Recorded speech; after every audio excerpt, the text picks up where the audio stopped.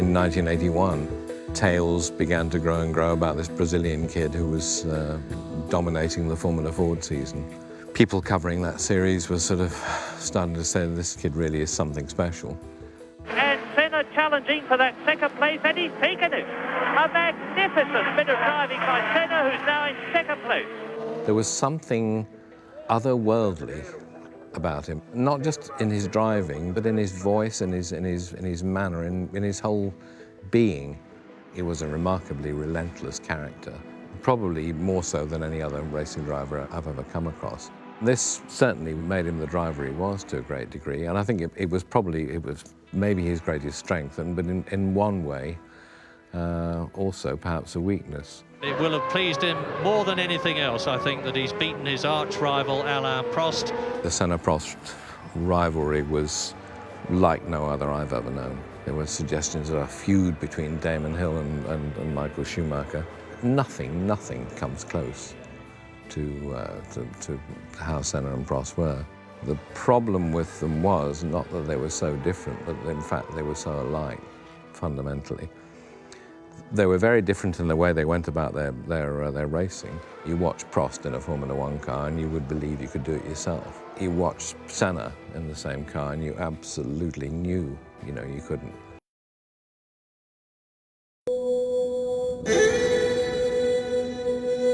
He was almost a mystic. He was very, very, very intense, and he actually believed that he had a God-given right to win. I race designed to win. I am very strong in a way of driving. I want always to go faster. I am aggressive, I am determined, and I am dedicated to my profession. I continuously go further and further, learning about my own limitations, my body limitations, my psychological limitations. It's a way of life for me.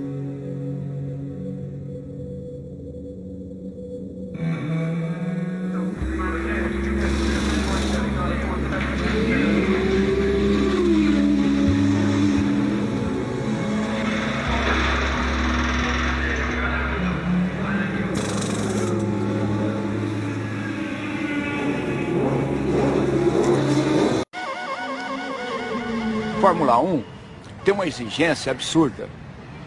Não sei se você sabe, o piloto tem uma frequência média de 180 batimentos por minuto. É uma loucura, com picos de 220, 230. E apesar de ele estar num carro aberto, o calor é muito grande.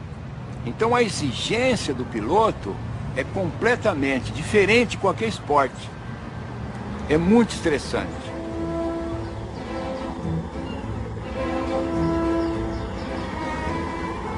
Havia sofrimento, claro.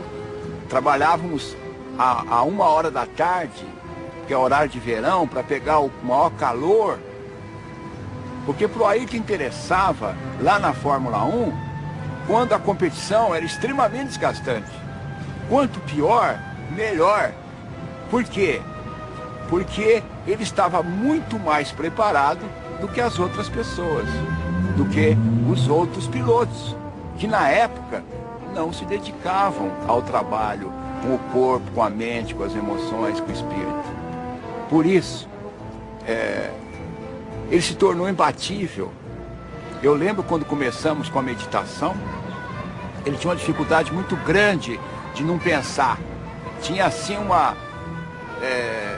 achava terrivelmente difícil fazer isso. No entanto, ele se envolveu tanto com esse processo de meditação que ele conseguiu momentos de uma profundidade mental tão eloquente que atingia níveis inigualáveis de profundidade, que ajudava muito nas tomadas de tempo, ajudava muito nos seus recordes, nas suas vitórias, porque a concentração dele era máxima devido a esse trabalho de meditação, de respiração, de relaxamento.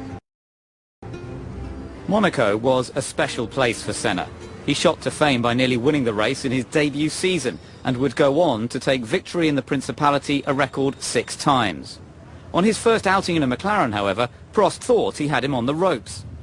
In Monaco, where he was not very good into the weekend, was the first Thursday was ahead of him, and Saturday almost the whole day was ahead of him, until the last qualifying lap, where just like this, and he went quick, and he get the pole for just a little bit, but I could not imagine that he could come back just like this, because he was not going that well.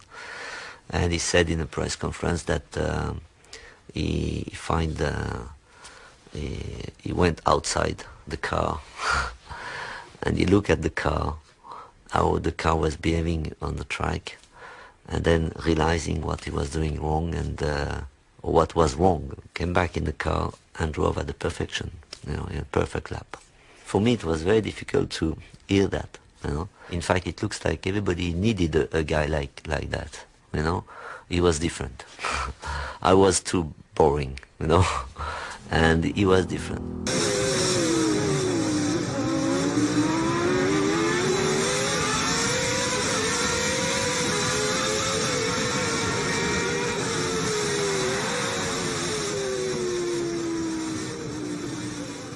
That day, I suddenly realized that I was no longer driving it conscious, and I was in a different dimension for me.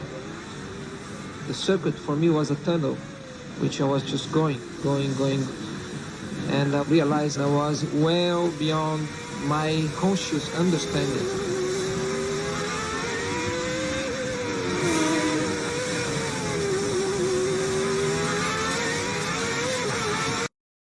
I just love racing. I just love the challenge to beat somebody else, and in many occasions even to beat myself.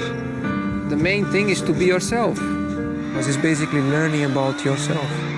Even if you try to be perfect, nobody's perfect. So of course I try to learn from every mistake I make, from every wrong decision I make, to not allow it to happen again. First of all, few people in life have the opportunity to have their profession, what was their hobby. It's very unique. So our main problems, for sure, are that big when you look, generally speaking, to other people's life. And therefore, and even so, they are big to us because they are the only ones we have.